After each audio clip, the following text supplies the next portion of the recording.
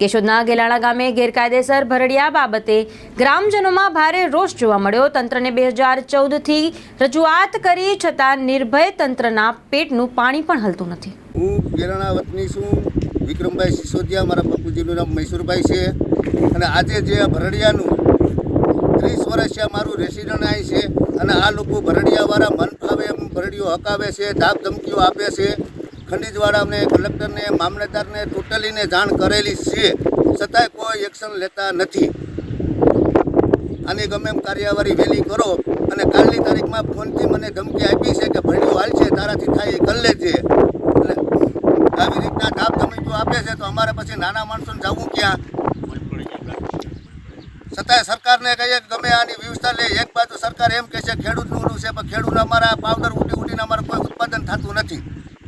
જેમ બને વહેલી તકે ગમે આની કાર્યવાહી કરે, નકર પછી કોઈ બી કારણે અમારા આત્મહત્યા અથવા કોઈ પણ મારામારી કોઈ કરવી પડશે ખોરિયામાં। તાલુકો કેશોદ, જિલ્લો જુનાગઢ। બાબરિયા ટીકાભાઈ રામભાઈ, પતિ સરપંચ અને માજી સરપંચ આ વારંવાર ભેડિયાવાળાઓને અરજી દીધી, ખાણખણીમાં અરજી દીધી, કલેક્ટરમાં દીધી, મામલતદારને દીધી, પોલીસ સ્ટેશને અરજી દીધી।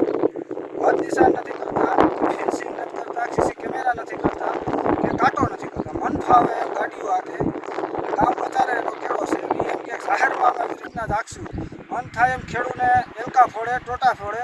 ખેડૂત ના પાડે તો કે તમારા થાય કરી લેજો, તમારા સરપંચને લઈ આવો લઈ આવજો, હદાને ટાંગા ભાગી જાઓ, અમારી હેદમાં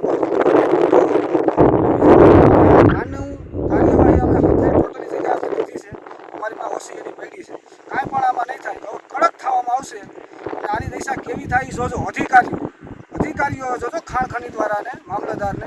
હવે અમે મામલતદાર આવી રહી જાવ, ગામ લોકો આખા મારા ગામની અંદર 1200 વસ્તી છે, 1200 જણાને ત્યાં બેહાડી